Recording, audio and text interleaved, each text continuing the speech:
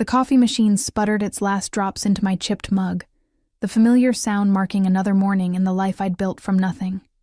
10 years. 10 years since I'd learned that strength wasn't something you were born with. It was something you earned in the quiet moments when giving up would have been easier than breathing. My hands wrapped around the warmth of the ceramic, and I stared out the small kitchen window of our second-floor apartment. The October sun was trying to break through the gray clouds, casting long shadows across the street below. It reminded me of other autumns, other mornings when the world had seemed full of possibility instead of responsibility. "Mom, I can't find my science project." Ethan's voice carried from his bedroom, followed by the sound of drawers being yanked open with the particular chaos only a 10-year-old could create. "Did you check under your bed?" I called back, already moving toward his room, my bare feet patting against the worn linoleum that I kept telling myself I'd replace someday when money wasn't so tight. I found him exactly where I expected. On his knees, half his body disappeared under the bed frame, his dark hair sticking up in the same stubborn cowlick that no amount of gel could tame. The cowlick that matched his father's perfectly, though Ethan had never met the man whose genes had shaped the strong line of his jaw and the intensity in his brown eyes. "Got it!" He emerged triumphantly, clutching a poster board covered in diagrams about the solar system. Somehow, he'd managed to get marker on his cheek in the 3 minutes since I'd last checked on him. "Come here, baby," I said, licking my thumb to wipe away the mark. He squirmed away with the particular indignation of a boy who considered himself too old for such maternal ministrations. "Mom, I'm not a baby. I'm 10. "You'll always be my baby," I countered, managing to catch him for a quick hug before he dodged away entirely. "Even when you're 40 and have babies of your own." He made a face that suggested having children of his own was only slightly less horrifying than having cooties, then grabbed his backpack from the floor. "Can we get McDonald's for dinner tonight? Tommy's mom takes him every Friday." "We'll see," I said, the universal parent response that meant, probably not, but I don't want to disappoint you right now. Money was tight this month, tighter than usual after the car needed new brakes, and the electricity bill had been higher than expected. But seeing the hope in his eyes, I added, "Maybe we can make our own burgers at home, just as good, and we can watch a movie." His face lit up with genuine excitement, and my heart clenched with the familiar mixture of love and guilt that had been my constant companion since the day I'd realized I was pregnant at 19. Guilt that I couldn't give him everything. Guilt that he'd never known his father. Guilt that sometimes, late at night when exhaustion made my defenses weak, I still thought about the man who'd left us. The man I'd loved with the desperate, all-consuming intensity that only first love could inspire. The man whose absence had nearly destroyed me before I'd learned to rebuild myself, stronger and harder than before. "Go brush your teeth," I instructed, checking the time on the microwave. "Bus comes in 15 minutes. I returned to the kitchen to pack his lunch, the same thing every day because it was cheap and he actually ate it.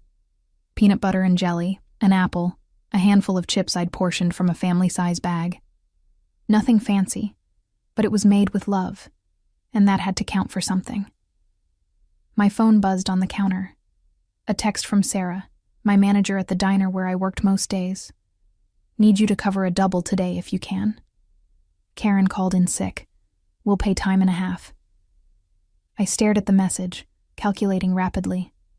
A double meant 14 hours on my feet, meant missing the parent-teacher conference I'd been looking forward to, meant Ethan would have to go to Mrs. Chen's after school instead of me being there when the bus dropped him off.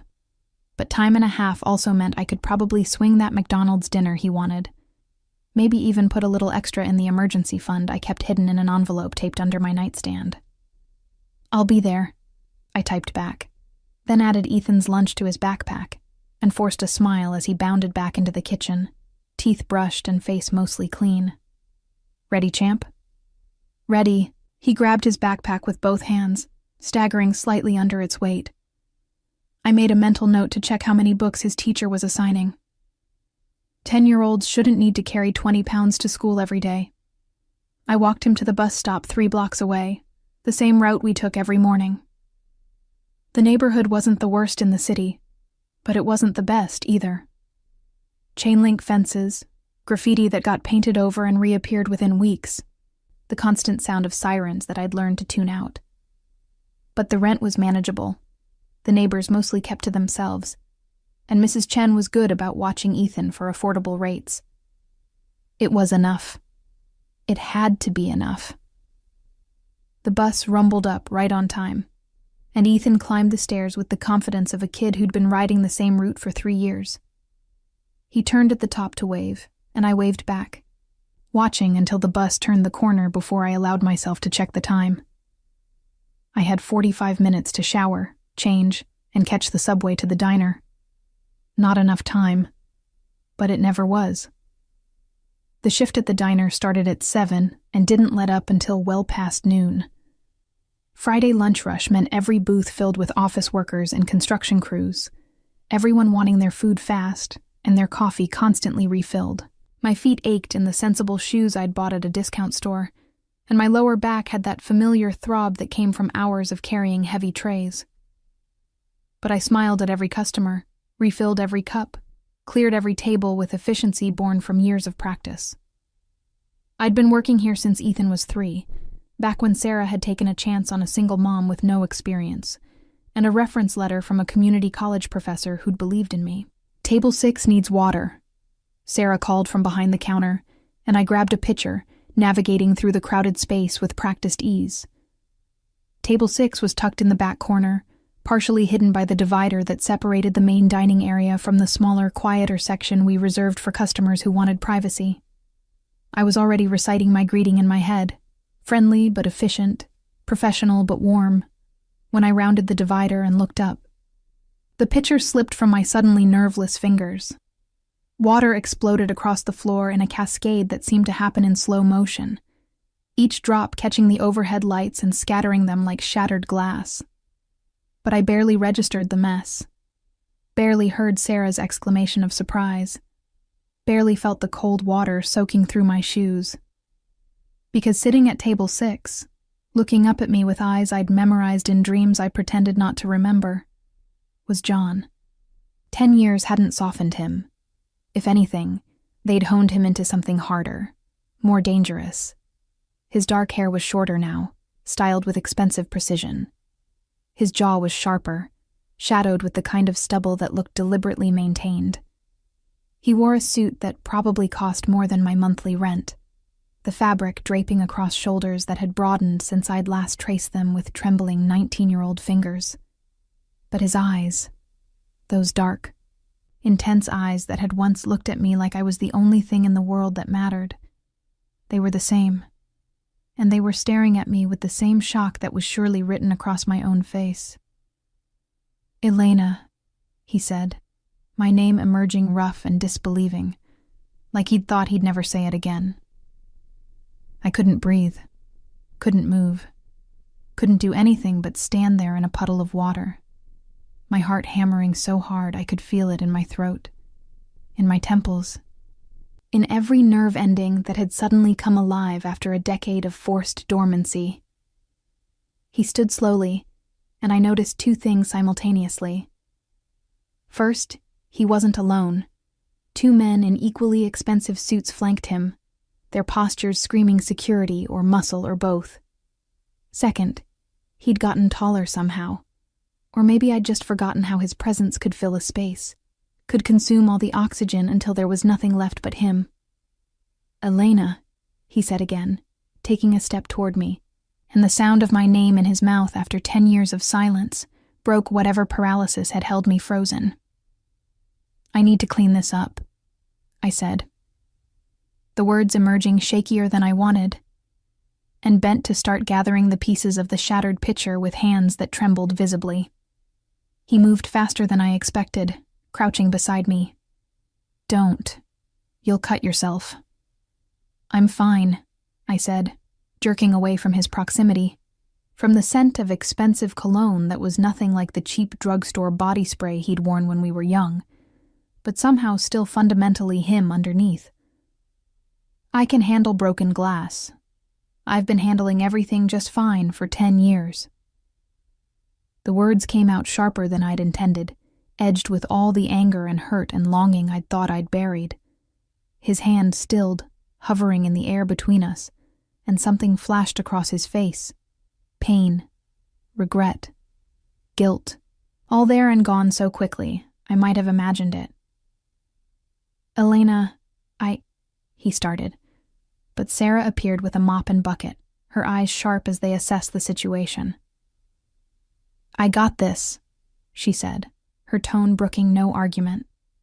She looked at John, at his expensive suit and the way he was staring at me, and something calculating entered her expression. Your table will be ready in just a moment, sir. Elena, why don't you take your break? You've been on your feet for hours. I don't need a break, I protested.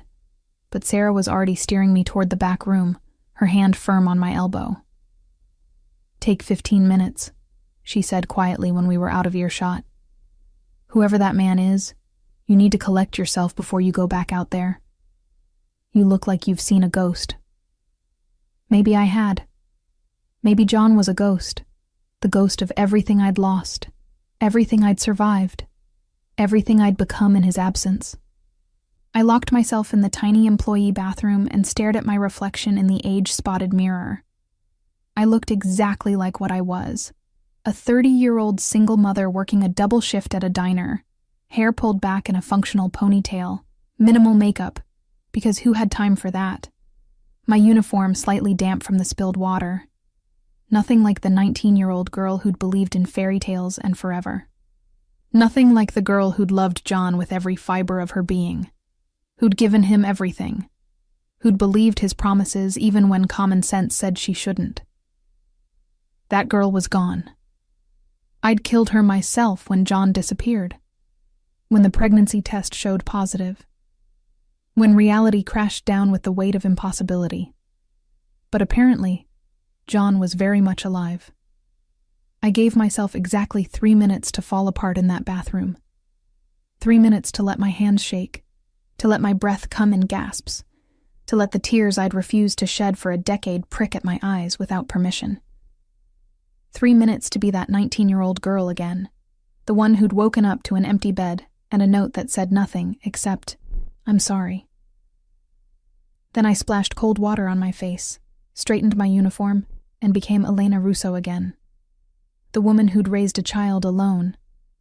The woman who'd put herself through community college one night class at a time. The woman who'd learned that survival wasn't pretty, but it was powerful. When I emerged, Sarah was waiting with a knowing look. You don't have to go back out there. I can have Jessica cover your section. I'm fine, I said, and this time my voice was steady. It's just an old friend. Friend, Sarah repeated, skepticism dripping from the word. That man looked at you like... She stopped, shook her head.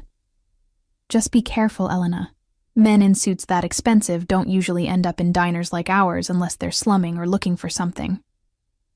I nodded, not trusting myself to explain that John had once worn thrift store jeans and worked 2 jobs to afford textbooks. That the boy I'd known had dreams of being a teacher, of making a difference, of building a quiet life far from whatever shadows he'd been running from. But the man sitting at table 6 wasn't that boy anymore. I grabbed a fresh pitcher of water and a towel, squared my shoulders, and walked back into the dining room. John was back in his seat, but his attention was locked on the doorway, like he'd been waiting, watching for me. His 2 companions had their backs to me, but as I approached, one of them, a massive man with shoulders like a linebacker, turned slightly.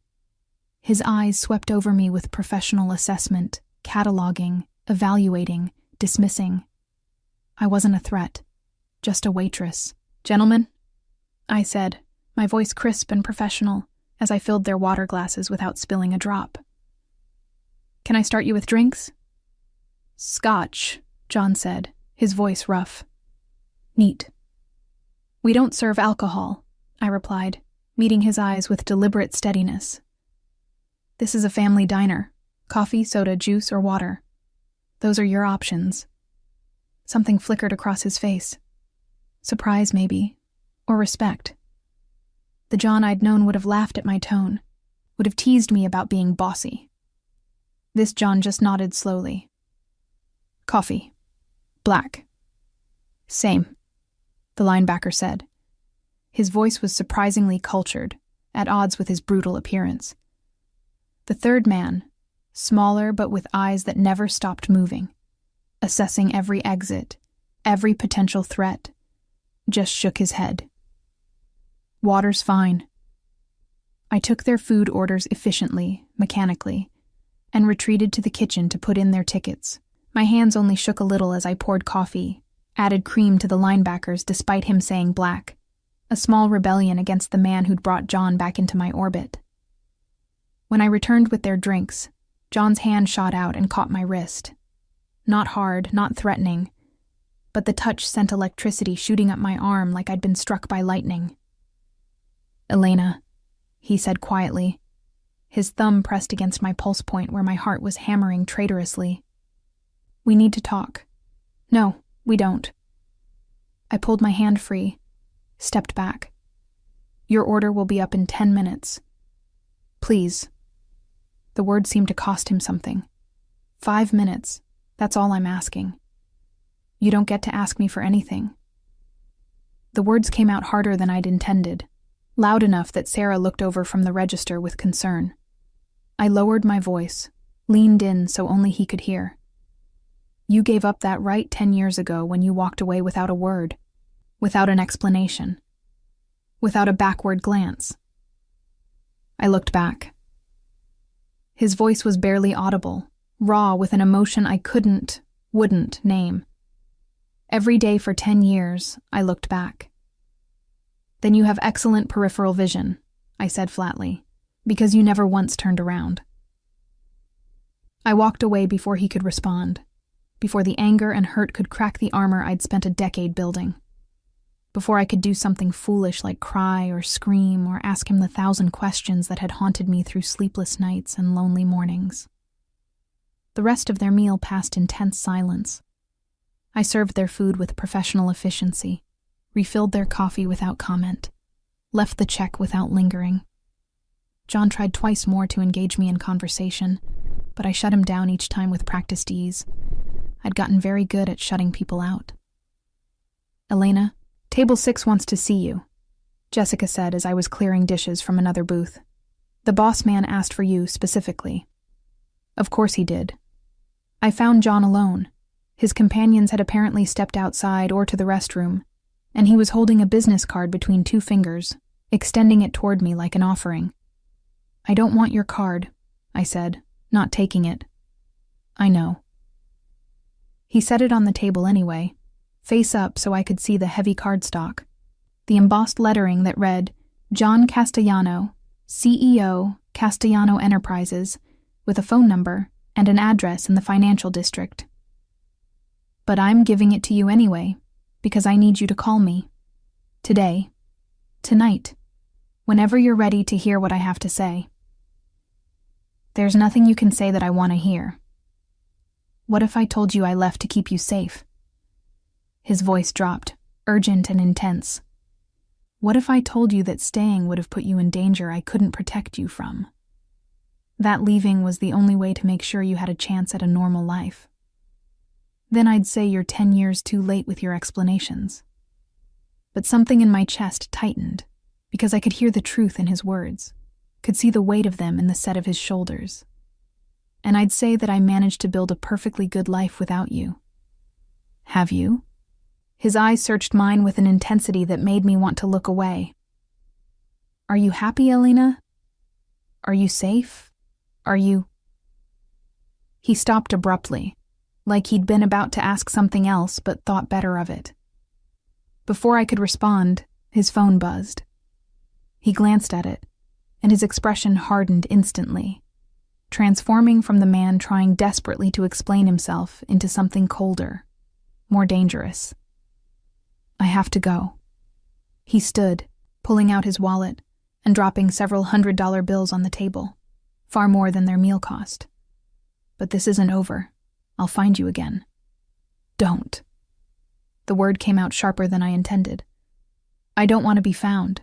I don't want you in my life. I don't want... My voice cracked traitorously. I don't want to go through losing you again. Something devastated crossed his face, there and gone so quickly I might have imagined it. You never lost me, Elena. I've been yours every day for 10 years. I just couldn't let you be mine because of what I am, what I'd become. He paused at the edge of the table. But things have changed. I've changed. And I'm not walking away again. Not without making sure you're protected. Protected from what? From everything. His jaw tightened. From the world I live in. From the enemies I've made. From the consequences of decisions I made when I was too young and too stupid to understand what they would cost me. The linebacker appeared at his elbow, murmuring something too low for me to hear. John nodded once, then looked back at me. Keep the card, please. And Elena... He hesitated, something vulnerable flickering in those dark eyes. Tell me you're happy. Tell me the last 10 years have been good to you. Tell me I made the right choice by leaving. Give me that at least. I could have lied. Should have lied. But the words that came out were honest in a way that made me hate myself a little. Some days were good. Some days were hard. But I survived them all. That's more than you gave me the chance to do together. He flinched like I'd struck him. I'm sorry. God, Elena, I'm so sorry. If I could go back. But you can't. I picked up the money from the table, counted out enough to cover the meal plus a reasonable tip, and thrust the rest back at him. I don't need your guilt money, John. I don't need your apologies. I don't need anything from you except for you to stay away from me and let me live my life. I can't do that. His voice was quiet but absolute. Not anymore. Not now that I've seen you again. Not when... He stopped, glanced at his phone again, then at his companion. I have to go, but I'll be back. And next time, I'm not leaving until you hear me out. They were gone before I could formulate a response, the door chiming softly behind them. I stood there clutching the handful of $100 bills he'd forced into my hand, my heart racing and my thoughts spinning. Sarah materialized at my elbow. You okay? Fine, I lied. That man is nobody, I interrupted. Just a ghost from a past life. But as I pocketed the money, I wasn't proud enough to throw away cash that could buy Ethan new shoes and that McDonald's dinner. I couldn't shake the feeling that John wasn't a ghost at all. He was very much alive. And based on the expensive suit, the security detail, the casual way he'd thrown around money, and the dangerous edge that had replaced the gentle boy I'd known, he was something far more complicated than the man I'd once loved. The business card burned in my apron pocket all afternoon. I pulled it out a dozen times, read the embossed letters, traced the phone number with my finger, then shoved it back without calling. By the time my double shift ended at 9, my feet were screaming and my back was one long ache. I picked up Ethan from Mrs. Chen's, grateful that he'd already eaten and done his homework, and we rode the subway home in comfortable silence. He fell asleep against my shoulder, his dark hair, so like John's, tickling my cheek. I wrapped my arm around him and stared at our reflection in the subway window. This was my life. This beautiful, complicated, exhausting, precious life I'd built from nothing. Ethan was everything to me. My purpose, my joy, my reason for surviving when giving up would have been easier. And John could never know about him. The thought crystallized with sudden clarity. Because if John had become the kind of man who traveled with bodyguards and threw around money like it meant nothing, if he'd become someone dangerous enough to reference enemies and protection like they were everyday concerns, then he was exactly the kind of man I needed to keep away from my son. Our son. The son he didn't know existed. I'd told no one the truth. Not even Mrs. Chen, who'd watched Ethan since he was a baby. My parents had died in a car accident when I was 18, before John, before pregnancy, before everything. I had no siblings, few friends, no one who would have remembered the boy I'd dated briefly and intensely one summer between high school and college. Ethan thought his father was someone I'd dated casually, who'd moved away before I knew I was pregnant. It was close enough to the truth to be believable, vague enough to discourage questions. And it had kept him safe. But now John was back. And if he started digging into my life, asking questions, looking for proof that I'd moved on without him, he'd find Ethan. The subway screeched to our stop.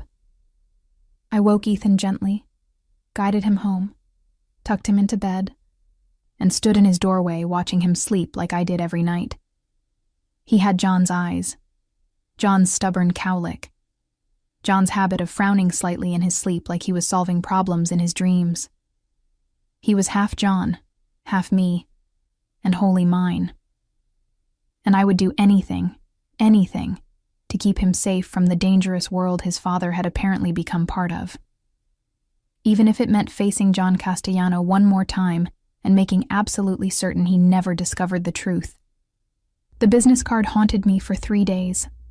I'd wake up at 2 a.m, my hand instinctively reaching for the nightstand where I'd left it, my fingers tracing the embossed letters in the darkness, like they could somehow decode the mystery of what John had become. Castellano Enterprises. Even the name sounded dangerous, powerful.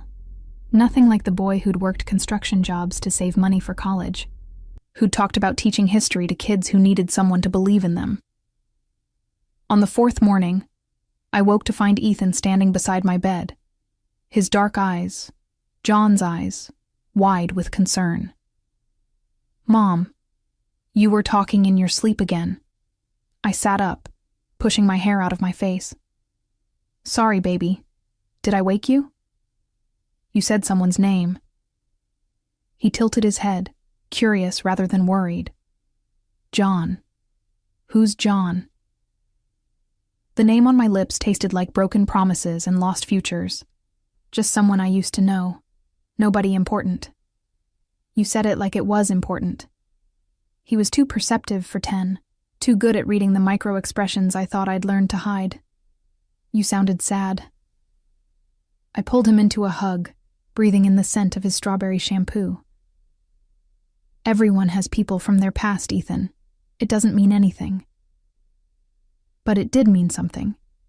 It meant everything.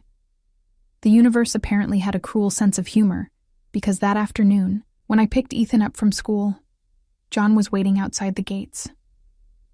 My blood turned to ice. He was leaning against a black SUV that probably cost more than I'd make in 5 years, his suit jacket open, his tie loosened, looking like he'd stepped out of a fashion magazine that specialized in dangerous men who looked like they could kill you with their bare hands and make it look effortless. But it wasn't his presence that terrified me. It was the fact that he was watching the children pour out of the school, with an intensity that made my maternal instincts scream danger. I grabbed Ethan's hand harder than I meant to, pulling him close as we walked past the SUV, praying John wouldn't notice us, wouldn't see the dark-haired boy who had his eyes, his jawline, his stubborn expression. "Elena." His voice stopped me dead. Ethan looked up, confused by my sudden tension. "Mom?" "Keep walking," I murmured. But John was already moving, crossing the sidewalk in long strides that ate up the distance between us. "Elena, wait, please." I had no choice but to turn. My body positioned between John and Ethan in a protective stance that was purely instinctive. "What are you doing here?" "Looking for you." His eyes dropped to Ethan, and I saw the exact moment curiosity turned to calculation. "And who is this?" "None of your business." My voice came out harder than I'd intended, and Ethan's hand tightened in mine, picking up on my fear even if he didn't understand it. John's gaze moved from Ethan to me and back again, and I could practically see the math happening behind those dark eyes. The boy's age, the timeline. The resemblance that I'd convinced myself wasn't obvious, but knew deep down, was unmistakable to anyone who looked closely enough. "How old are you?" John asked Ethan directly, his voice carefully neutral. "That's not appropriate," I snapped before Ethan could answer. "Come on, baby, we're leaving." "I'm 10, Ethan said anyway because he was 10 and hadn't learned yet that some questions were traps. "My birthday was last month."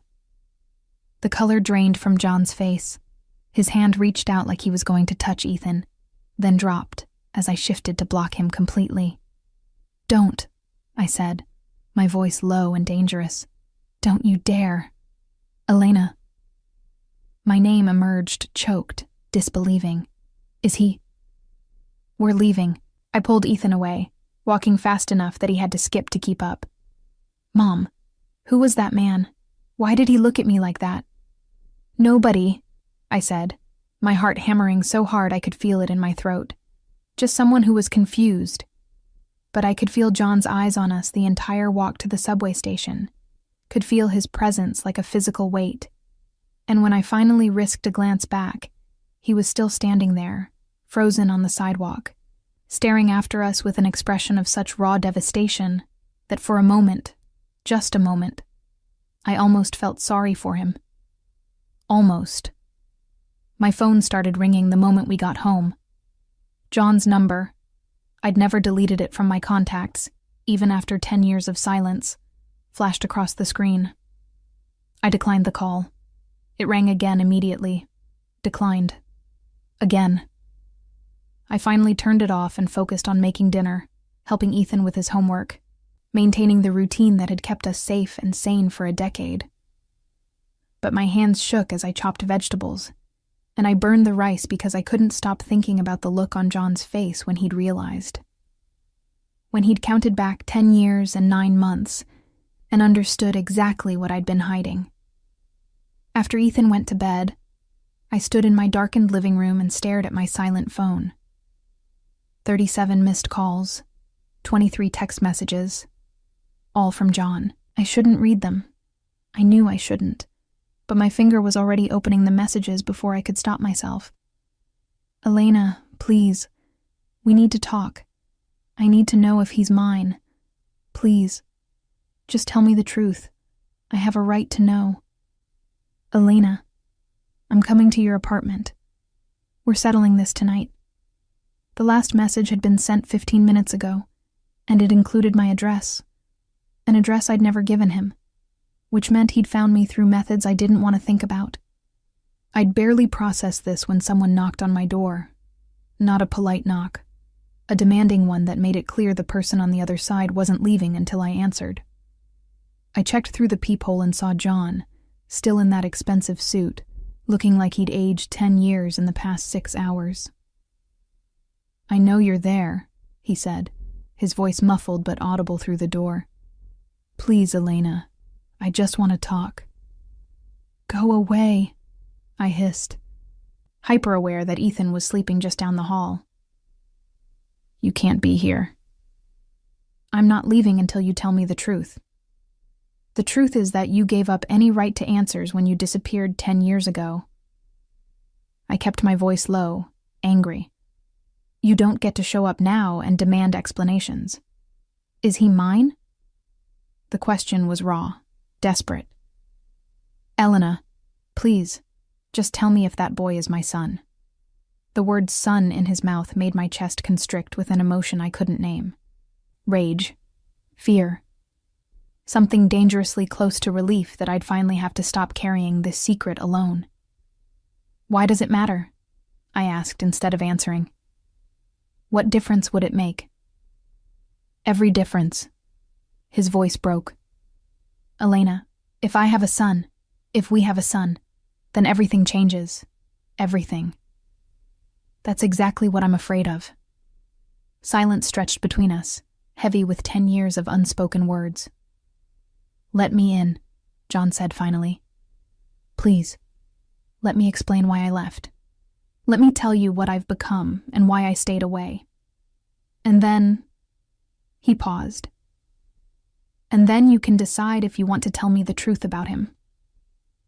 Every instinct screamed at me not to open that door, not to let John Castellano back into my life when I'd spent a decade learning to live without him, not to risk the fragile stability I'd built for Ethan.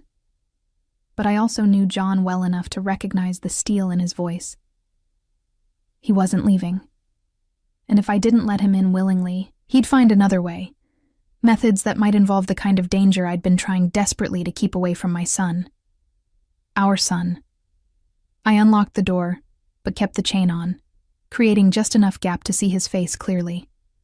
He looked wrecked. Tie hanging loose, hair mussed like he'd been running his hands through it, exhaustion and something that looked like hope warring in his dark eyes. "You have 10 minutes," I said. "And you're not coming inside. We talk out here in the hall where you can't wake him." "Him?" John seized on the pronoun. "So it is a boy, and he's 10. Elena." 9 minutes and 45 seconds. He closed his eyes, took a breath that seemed to steady him, then opened them with new focus.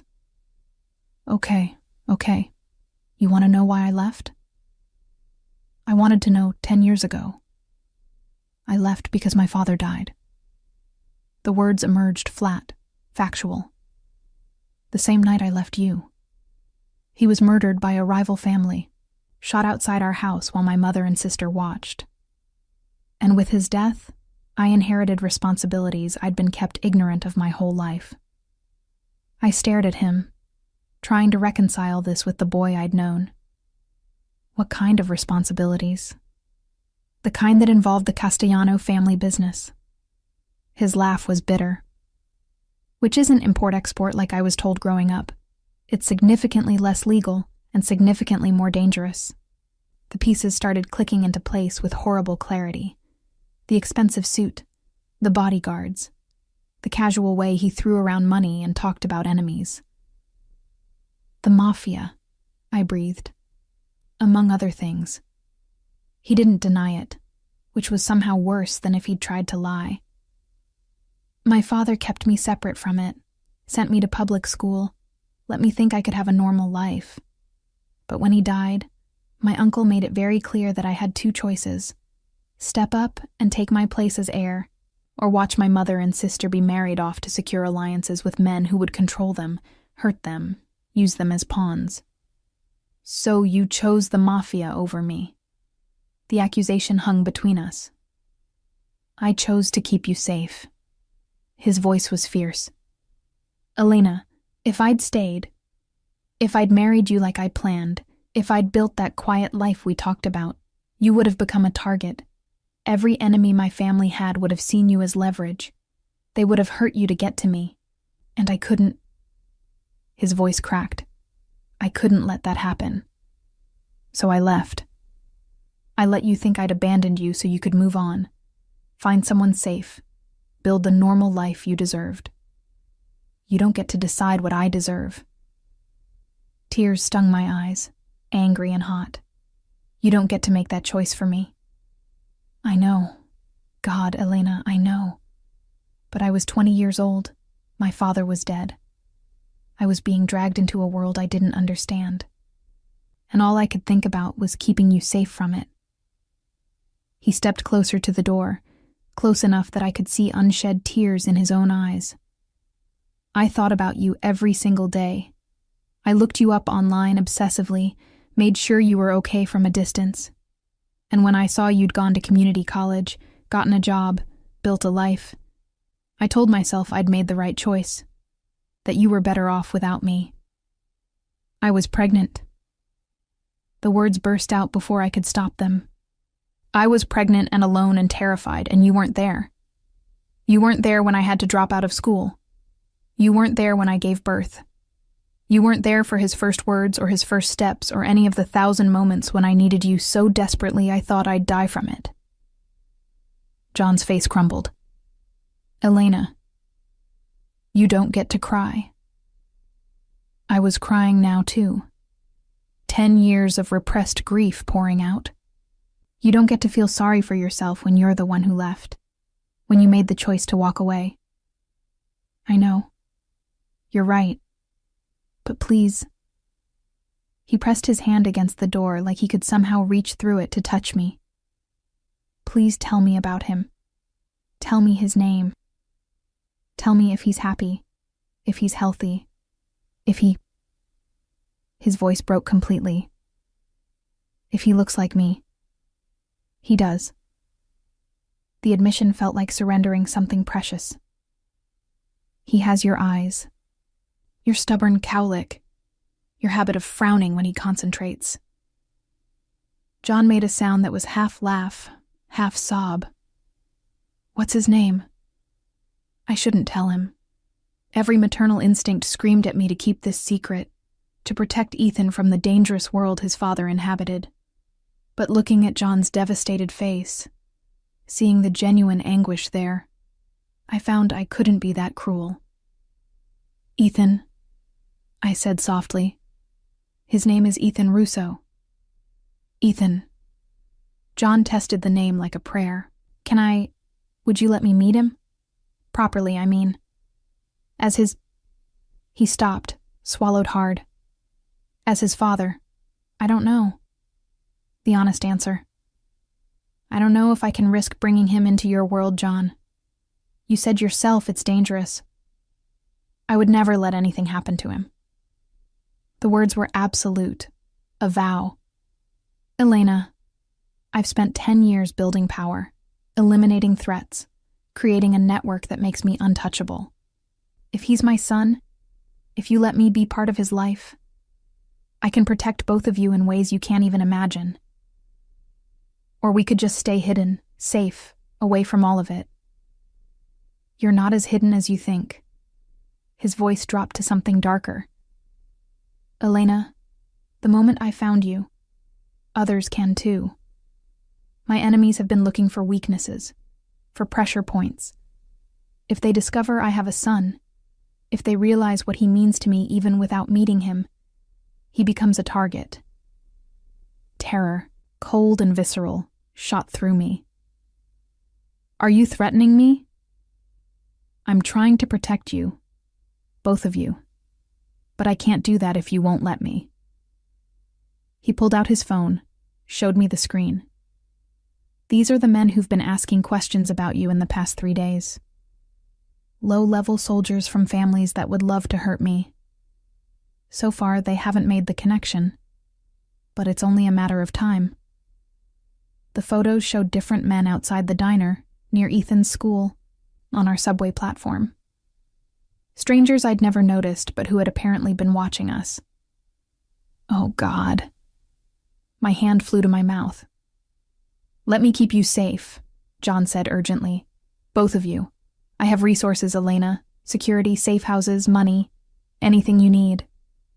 Just let me do this one thing, right after getting everything else so wrong. I wanted to say no. Wanted to cling to the independence I'd fought so hard for. But looking at those photos, thinking about strange men watching my son, I felt something crack inside me. If I let you into his life, I said slowly, you don't get to leave again. Ever. He's already grown up without a father. I won't let you break his heart the way you broke mine. I won't leave, John promised. Not again. Not even if you beg me to. Then tomorrow, I decided, my voice steadier than I felt. Come to the park at noon, the one 3 blocks east of the school. I'll tell him you're... I paused, trying to figure out how to explain this. I'll tell him you're his father, and we'll see what happens from there. John nodded, something like hope breaking through the devastation on his face. Thank you, Elena. Thank you. I won't let you down. I swear I won't. You already did, I interrupted quietly.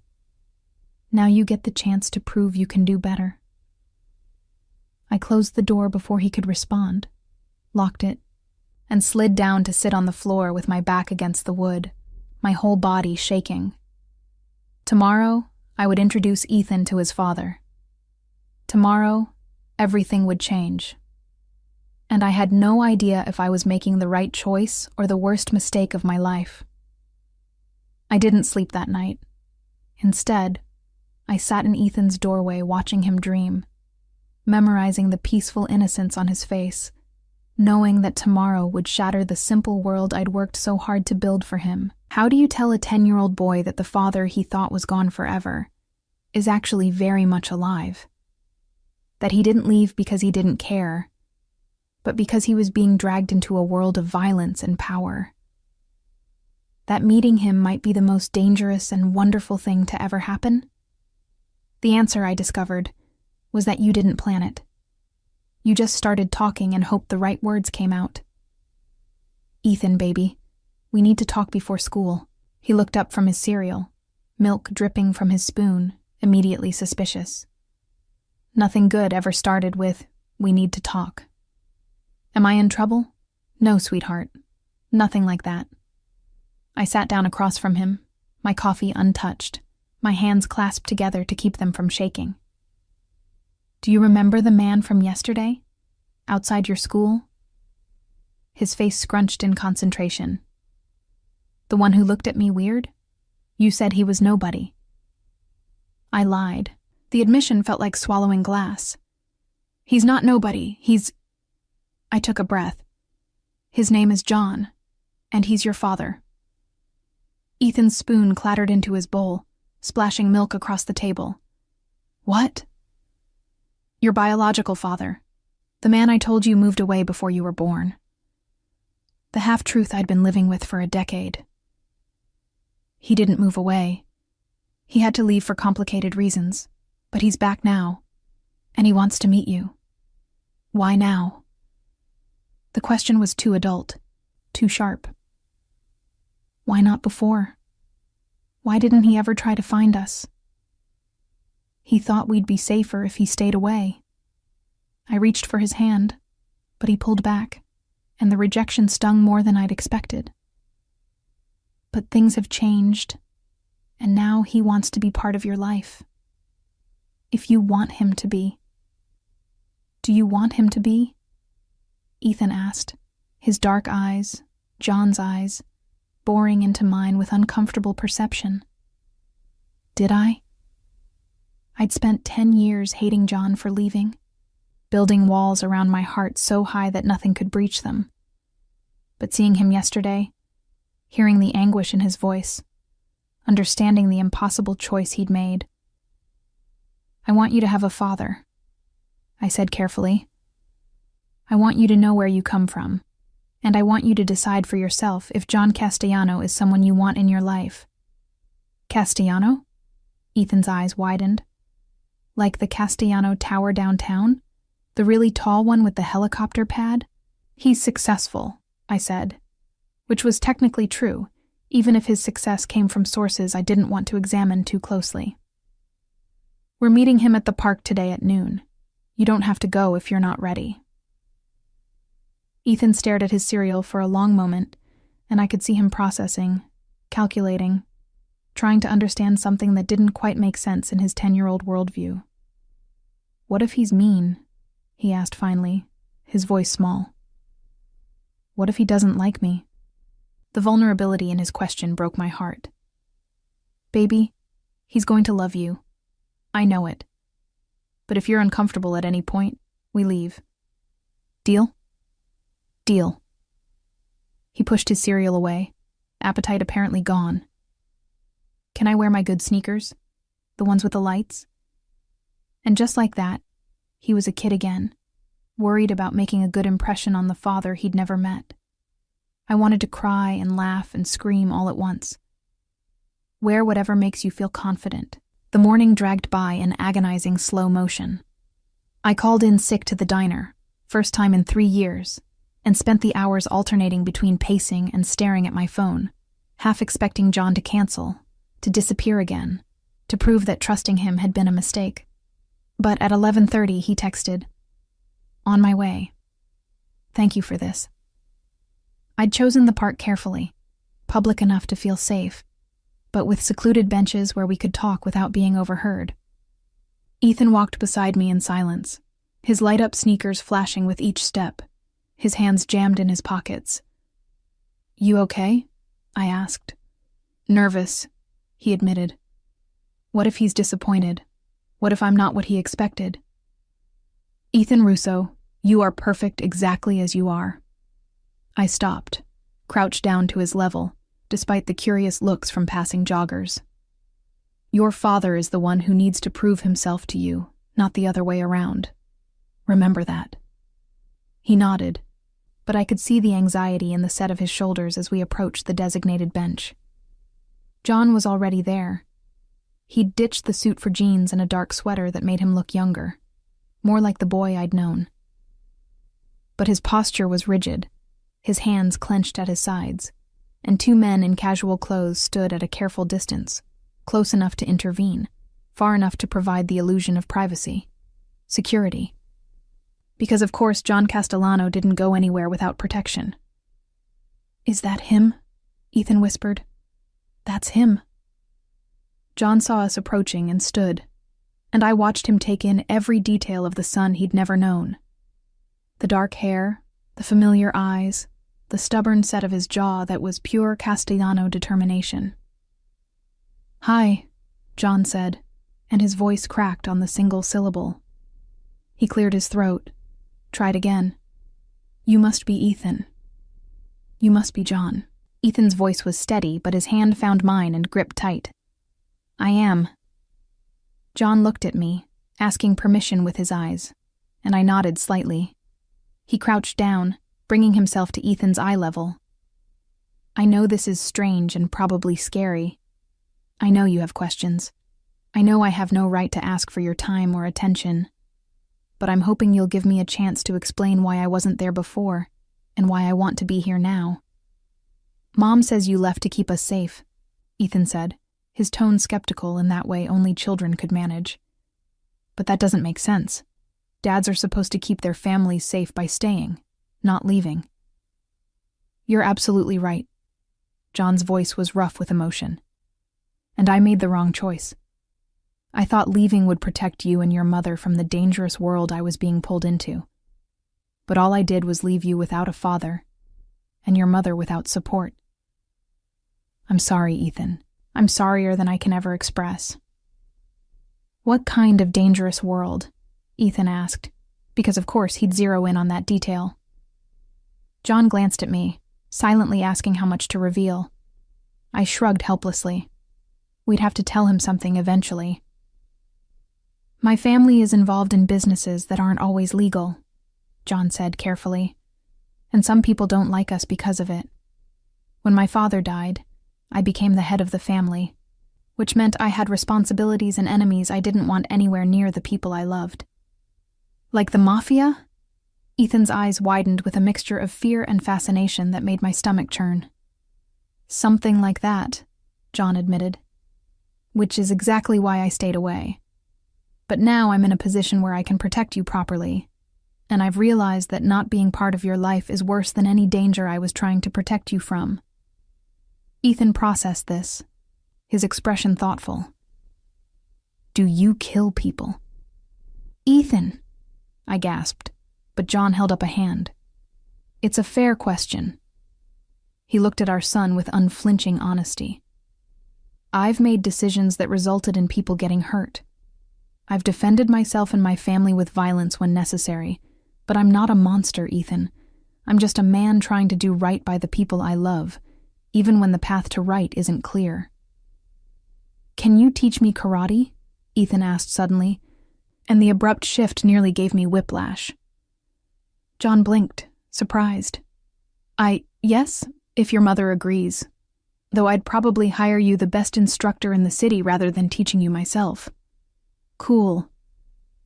Ethan released my hand and took a tentative step closer to John. "Can I ask you something else?" "Anything." "Why do you look so sad when you look at me?" John's breath hitched, and I saw him struggling for composure. "Because I missed so much. Because I should have been there from the beginning, and I wasn't. Because looking at you is like looking at everything I gave up, everything I lost. And because..." His voice dropped to barely a whisper. Because you're perfect, and I had nothing to do with it. Your mother did all the hard work, made you into the amazing kid you are, and all I can think about is how much I've missed." Something in Ethan's expression softened. He studied John for another long moment, then asked, "If you could go back, would you stay?" "Every single time," John answered without hesitation. "I thought I was doing the right thing. I was wrong. And I'd spend every day for the rest of my life trying to make up for that mistake if you'd let me." Ethan looked at me. "Mom, can we give him a chance?" My throat was too tight for words, so I just nodded. "Okay." Ethan turned back to John, his small face serious. "You can be my dad, but if you leave again, I'll never forgive you, and neither will Mom." "I won't leave." John's voice was fierce, absolute. "Not again, not ever. I promise you both." "Can we get ice cream?" Ethan asked, because he was 10 and his attention span for heavy emotional conversations was limited. "To celebrate?" John laughed, the sound wet and relieved. "We can get whatever you want." As we walked toward the ice cream cart on the far side of the park, Ethan between us, chattering about his favorite flavors, I caught John's eye over our son's head. The gratitude and love in his expression was so raw, so unguarded, that I had to look away before I did something stupid like cry or reach for his hand. This was temporary, I reminded myself. A tentative arrangement that could fall apart at any moment. John's world was dangerous, and we were only just beginning to understand what that meant for us. But watching him listen intently as Ethan explained the complex social dynamics of 5th grade, seeing the gentle way he ruffled our son's hair, I felt something dangerous and unwelcome unfurl in my chest. Hope. We were at the ice cream cart, Ethan deliberating between chocolate and strawberry with the gravity of someone making a life-altering decision, when one of John's security men approached. "Boss, we have a problem." John's entire demeanor changed instantly. The gentle father vanished, replaced by something cold and calculating. "What kind of problem?" "Marconi family. 3 cars. They've been circling the park for the past 5 minutes." My blood turned to ice. "What does that mean?" "It means we need to leave. Now." John's hand found my elbow, his grip firm but not painful. "Ethan, buddy, change of plans. We're going to get ice cream somewhere else." "Why?" Ethan asked, picking up on the sudden tension. "Because I need to make sure you and your mom are safe." John was already moving us toward the black SUV I'd noticed earlier, his security forming a protective barrier around us. "And right now, this park isn't safe anymore." "Are those your enemies?" Ethan's voice was small, frightened. "The ones you talked about?" "Yes," John answered honestly. "But they're not going to get anywhere near you. I promise." We reached the SUV, and John practically lifted Ethan inside before helping me up. His security moved with practiced efficiency. One driving, one in the passenger seat, both hyper-alert. "Where are we going?" I demanded, as the SUV pulled away from the curb with more speed than was probably legal. "Somewhere they can't follow." John's jaw was tight, his hand reaching for mine almost unconsciously. "Elena, I need you to trust me. You need to tell me what's happening." He glanced at Ethan, who was pressed against my side, eyes wide with fear, then back to me. "The Marconi family is one of our rivals. They've been looking for leverage against me for years. If they saw us together, if they realized you and Ethan are important to me, we become targets," I finished, the full horror of the situation crashing over me. "Not if I can help it." His voice was steel. "I'm taking you somewhere secure, somewhere they'll never find you. And then I'm going to make sure they understand that coming after my family is a death sentence." His family.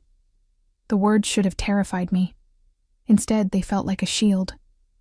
The somewhere secure turned out to be a penthouse apartment in the Castellano Tower itself. The building Ethan had mentioned that morning with such awe. We rode a private elevator that required a key card and biometric scan, ascending so fast my ears popped. Ethan's hand hadn't left mine since we'd gotten in the car. He'd been silent the entire drive, his usual chatter replaced by a tension that made him seem older than 10. I kept my arm around him, murmuring reassurances I wasn't sure I believed. The elevator doors opened directly into the apartment, and I heard myself gasp despite everything. Floor-to-ceiling windows overlooked the entire city, the afternoon sun turning the glass towers into pillars of gold. The space was enormous, easily the size of our entire apartment building, with furniture that looked like it belonged in a museum and artwork I recognized from my brief art history class in community college. "There are 3 bedrooms," John said, his voice all business as he ushered us inside. "You and Ethan can take the master suite. It has a bathroom the size of your living room and locks that would stop a tank." "This is your home?" I asked, trying to process the sheer wealth on display. "One of them." He moved to a panel on the wall, pressing buttons that made steel shutters begin descending over the windows. "I have places in 6 cities, but this is headquarters. Safest location in the state. We have security on every floor, armed guards in the lobby, and surveillance that would make the FBI jealous." "Cool," Ethan breathed, his fear temporarily eclipsed by the sheer novelty of everything. "Is that a real Monet?" "Original, yes." John crouched down to Ethan's level again, his expression softening. "I know this is scary, buddy, but you're safe here. I won't let anyone hurt you or your mother, okay?" "Okay." Ethan's voice was small. "Can I explore?" "Of course. Just stay inside the apartment." Ethan didn't need to be told twice. He took off toward what looked like a game room, leaving John and me alone for the first time since the park. "How bad is this?" I asked, keeping my voice low. "Bad enough that I'm calling in every favor I'm owed." John moved to a laptop on the coffee table, his fingers flying across the keys. "The Marconi seeing us together accelerates everything. They'll start asking questions, making connections. By tonight, every family in the city will know I have a son. And that's dangerous because children are leverage." His voice was flat, factual, terrifying in its calm delivery. "In our world, you hurt your enemies by hurting what they love. I've made a lot of enemies, Elena, and now they have a target. The reality of what I'd agreed to crashed over me like ice water. We should leave the city, change our names, disappear. They'd find you." He looked up from the screen, his eyes intense. "Elena, you need to understand something. These aren't street thugs. These are organizations with international reach, with resources that rival most governments. If they want to find you, they will. The only way to keep you safe is to make it clear that touching you means war." "So what's the plan?" "I'm arranging a meeting with the heads of the 5 families." His jaw tightened. "I'm going to make a formal announcement that you and Ethan are under Castellano protection. That any threat to you is a declaration of war against me.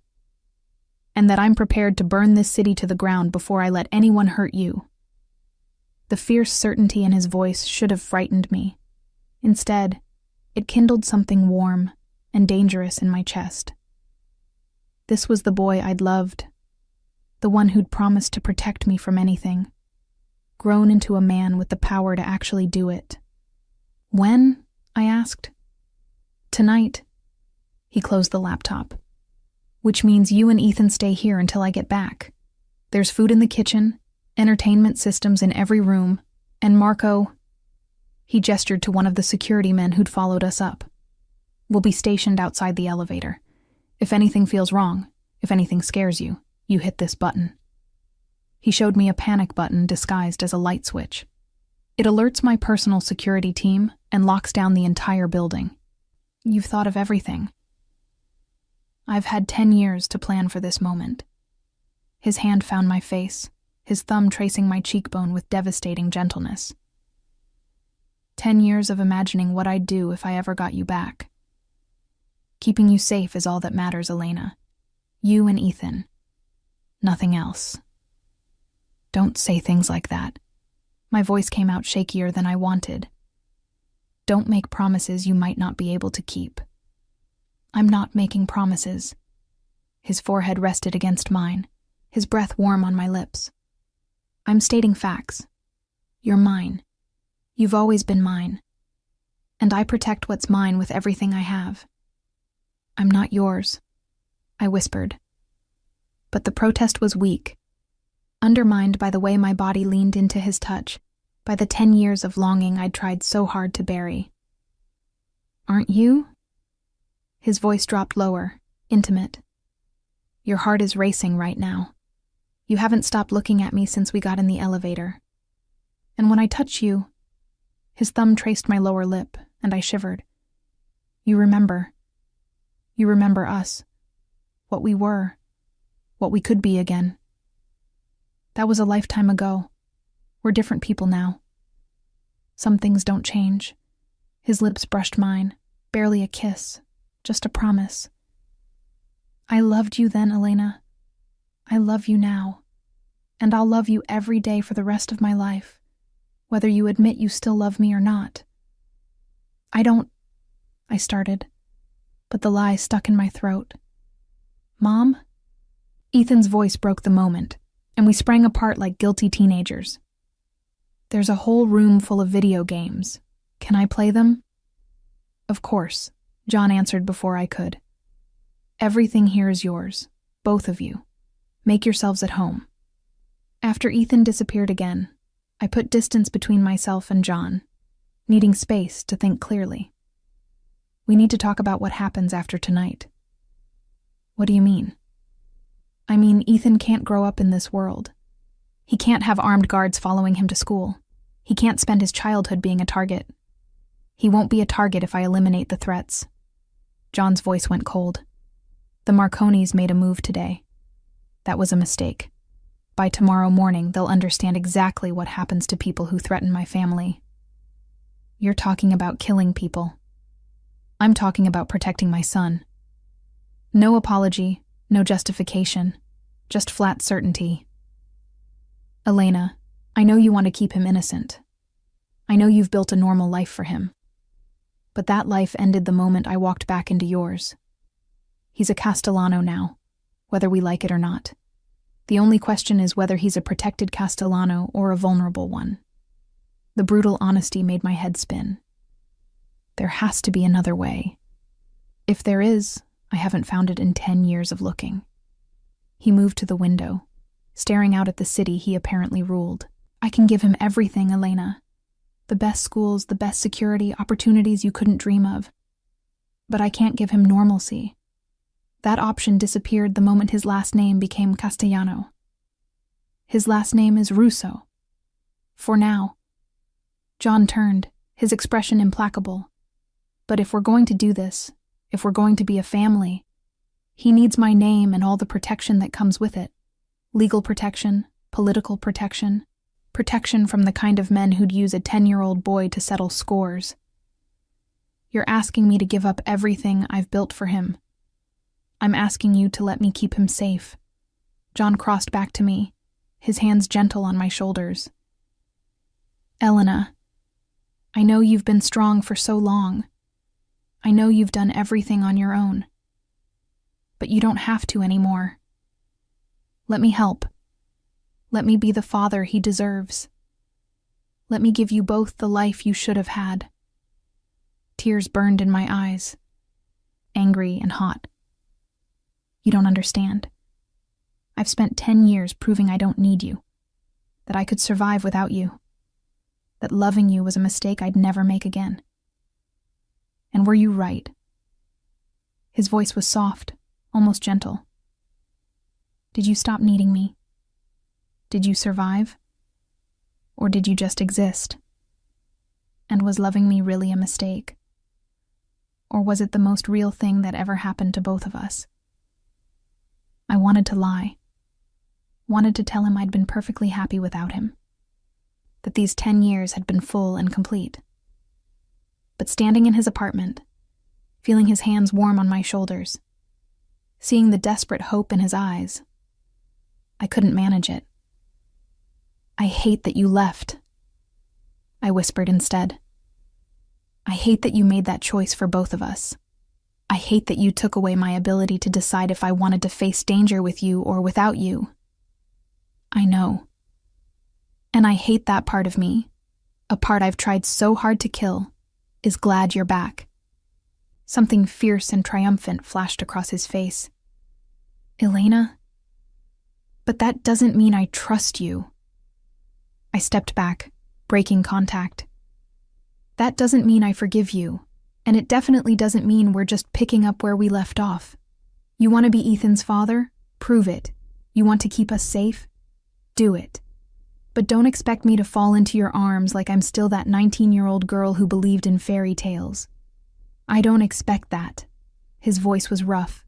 "I just expect a chance. That's all I'm asking for." Before I could respond, his phone buzzed. He glanced at it, and his expression hardened. "The meeting is set. 9 o'clock tonight at the Regency Club. Every family head will be there. And you're going to tell them about Ethan. I'm going to make it clear that anyone who threatens him answers to me." He typed something quickly, then pocketed the phone. "Stay here. Keep Ethan entertained. Marco has my number if anything goes wrong. I'll be back by midnight. John." I caught his arm as he moved toward the elevator. "Be careful." Something soft entered his expression. "Worried about me? Worried about what happens to Ethan if you get yourself killed playing Mafia boss. I've been playing this role for 10 years, Elena. I'm very good at not dying." He pressed a kiss to my forehead, quick and possessive. "I'll come back. I always come back to you."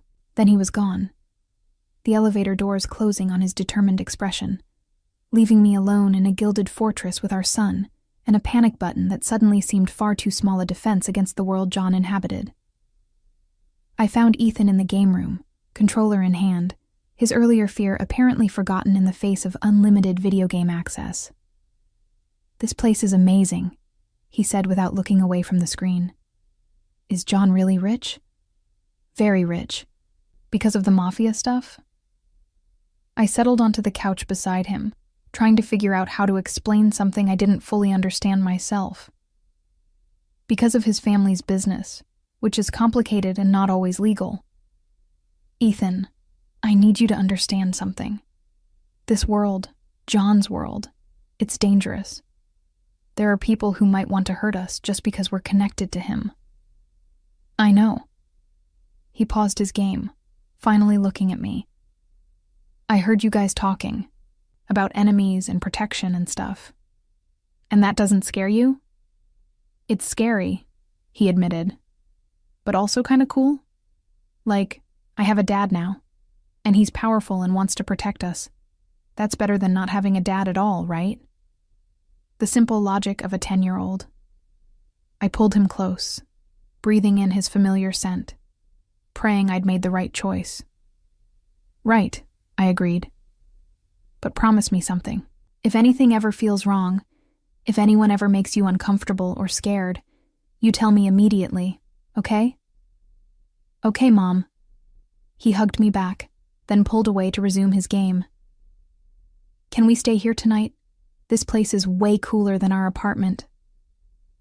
I looked around at the luxury we'd been thrust into, at the life John was offering, at the danger that came packaged with protection.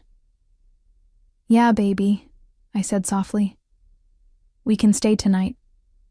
And tried not to think about how quickly tonight might become forever. John didn't return at midnight. I paced the penthouse, checking my phone every 30 seconds, my imagination conjuring increasingly horrific scenarios. The meeting had gone wrong. Someone had betrayed him. He was lying bleeding in some alley, alone and dying, just like his father. At 1 a.m, Marco knocked softly on the door. "Mrs. Russo?" "Boss wanted me to tell you the meeting ran long. He's fine, but it's complicated." "What kind of complicated?" Marco's expression was carefully neutral. the kind that requires the boss's personal attention. He said to tell you he loves you, and he'll explain everything when he gets back. He loves you. The words shouldn't have affected me, but they burrowed under my skin, warm and dangerous. I forced myself to try to sleep, curling up in the massive master bedroom beside Ethan, who'd refused to sleep alone in the unfamiliar space.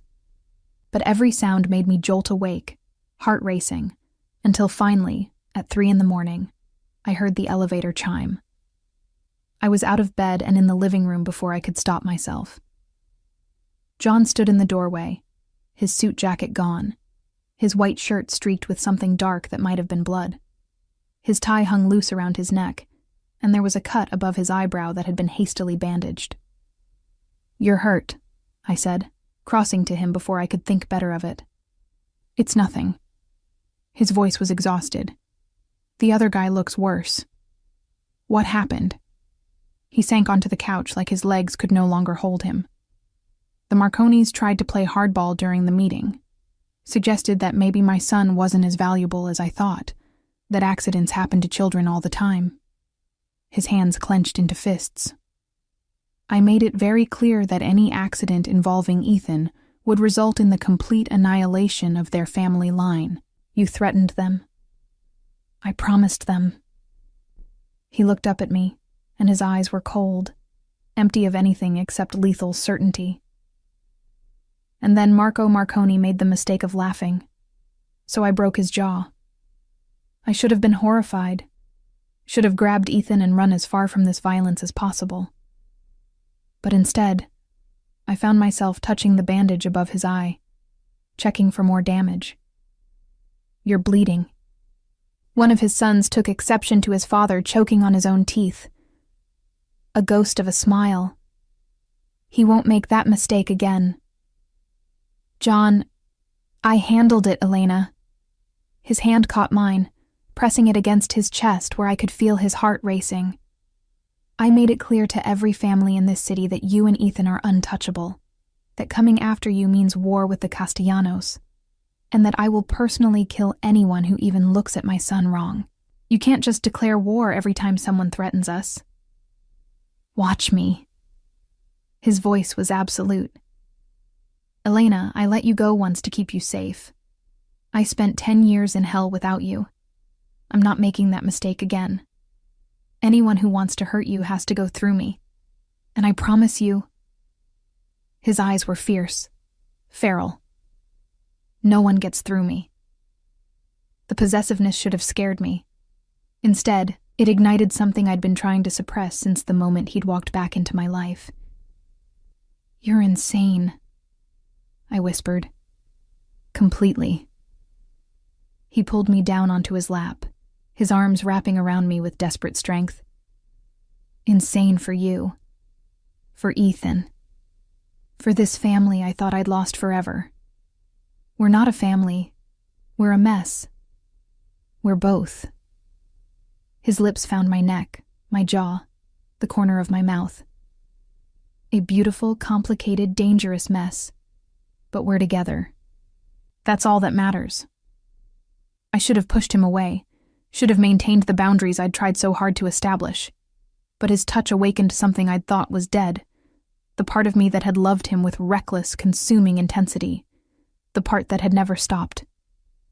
"I hate you," I breathed as his mouth claimed mine. "I know." He kissed me deeper, harder. "Hate me all you want as long as you stay. I hate that I still love you." He froze, pulled back to look at me with eyes suddenly vulnerable. "Say that again." "I hate..." The second part. I could still deny it, could claim it was exhaustion or fear or temporary insanity. But looking at this man who'd walked away to protect me, who'd spent 10 years in a world of violence and power, who'd broken someone's jaw for threatening our son, I couldn't lie anymore. "I love you," I whispered. "I never stopped, and I hate myself for it." "Don't." His voice cracked. "Don't hate yourself for that. It's the only thing that's kept me alive these past 10 years. The hope that maybe, somehow, you still loved me, that I hadn't completely destroyed what we had. You did destroy it, I said, tears streaming down my face. And I had to rebuild myself from nothing. I had to learn to be strong without you, to survive without you, to raise our son and work 2 jobs and never let myself think about what we could have been. I know. God, Elena, I know. And I'd do anything to take that pain away. But I can't. All I can do is promise that it's over now. The surviving alone, the struggling, the fear. You're mine now, both of you. And I take care of what's mine. You keep saying that. I touched his face, tracing the sharp line of his jaw. That I'm yours. But what if I need you to be mine too? What if I need to know that you won't leave again? That you won't disappear into your dangerous world and forget about us? Never. The word was a vow. Elena, you and Ethan are my world now. Everything else, the business, the power, the money, it's all just a means to keep you safe. I'd walk away from it all tomorrow if that's what you needed. Would you? I challenged. Could you really leave the Castellano Empire behind? He was quiet for a long moment. No, he admitted finally. Because leaving means abandoning the protection that keeps you safe, the network that makes sure no one touches you, the fear that makes men think twice before threatening my family. I can't walk away from that. But I swear to you, Elena, I'll never let it consume me. You come first. Ethan comes first. Always. The honesty was more reassuring than any promise. Then we do this together. You don't make decisions for us anymore. You don't decide what's safe or what's too dangerous. We're partners, or we're nothing. Partners, he agreed. In everything. I kissed him then, pouring 10 years of longing and anger and love into it. He responded with matching intensity, his hands tangling in my hair, his mouth claiming mine like he'd never let go. We might have gone further if a small voice hadn't interrupted from the hallway. Are you guys kissing? We sprang apart to find Ethan standing in his pajamas, sleepy-eyed and confused. I couldn't sleep, he explained. And I heard voices. Are you fighting? No, baby. I moved off John's lap, suddenly self-conscious. We're just talking. It looked like kissing. He patted closer, his shrewd eyes moving between us. Are you guys going to be together? Like, for real? I glanced at John, who was watching our son with an expression of such fierce love it made my heart ache. Would that be okay with you? John asked. If your mom and I tried to make this work, if we became a real family? Ethan considered this with the gravity of a much older person. Will you promise not to leave again? I promise. On my life, Ethan, I will never leave you or your mother again. And will you teach me cool stuff? Like how to defend myself and how to be strong like you? I'll teach you everything I know. John's voice was rough with emotion, including how to protect the people you love, how to be honorable even in a world that doesn't always reward honor, how to be a good man even when being powerful is easier. Okay then, Ethan crossed to John and held out his hand for a shake. You can be my dad for real, but if you make Mom cry, I'll be mad at you forever. John took his hand solemnly, shaking it like they were sealing a business deal. That's fair. Your mom is the most important person in the world to me. Making her happy is my #1 priority. Good. Ethan yawned, already losing interest in the adult drama. Can I sleep in your bed, Mom? The other room is too big. Of course, baby. I tucked him back into the master suite, staying until his breathing evened out into sleep. When I returned to the living room, John was standing at the windows, watching the city wake up as dawn painted the sky in shades of pink and gold. Thank you, he said without turning, for giving me another chance, for letting me meet him, for not hating me as much as I deserve. Oh, I still hate you. I moved to stand beside him, I hate you for leaving. I hate you for making me love you again. I hate you for being so absolutely certain about everything when I'm terrified all the time. What are you terrified of? That this won't last. That something will happen to you and I'll lose you again. That Ethan will get hurt because of who his father is. That I'll wake up one day and this will all have been a dream. I turned to face him. That I'm making a mistake trusting you with our hearts. You're not. He pulled me against his chest, his arms wrapping around me like he could shield me from every fear. I can't promise nothing bad will ever happen, Elena. I can't promise there won't be danger or complications or hard times. But I promise I'll face all of it with you. No more running, no more leaving. Whatever comes, we handle it together. Together, I echoed, and the word felt like a promise. We stood like that as the sun rose over the city, two broken people who'd found their way back to each other, and the sun who'd given them a reason to try. 3 months later, I stood in the same penthouse wearing a simple white dress and holding a bouquet of white roses. Ethan stood beside John, looking impossibly grown up in his small tuxedo, ready to serve as his father's best man. Father Michael from the church near our old apartment performed the ceremony, his voice warm as he talked about second chances and unexpected blessings. Only a handful of people attended. John's closest associates, a few family members I was still getting to know, and Mrs. Chen, who cried through the entire ceremony. Do you, Elena Russo, take this man to be your husband? To stand beside him through danger and triumph, through fear and certainty, for all the days of your lives? I looked at John, this dangerous, complicated, infuriating man who'd loved me enough to leave and loved me enough to come back. Who'd broken someone's jaw for threatening our son, who'd built an empire, but would burn it all down to keep us safe. I do. And do you, John Castellano, take this woman to be your wife? To protect her? To cherish her? To build a life with her worthy of the second chance she's giving you? I do. His voice was rough with emotion. I absolutely do. Then by the power vested in me, I now pronounce you husband and wife. John, you may kiss your bride. He did, thoroughly and possessively, in front of everyone, and I heard Ethan make a disgusted sound that made the small crowd laugh. That's my mom you're kissing, our son announced. You have to be respectful. You're absolutely right, John said, releasing me just enough to pull Ethan into our embrace. How about I kiss both of you? He planted exaggerated kisses on both our foreheads, while Ethan squirmed and protested, and secretly loved every second. And looking at my husband, and our son, I felt something settle in my chest that had been restless for a decade. This was what home felt like. Not a place, but people.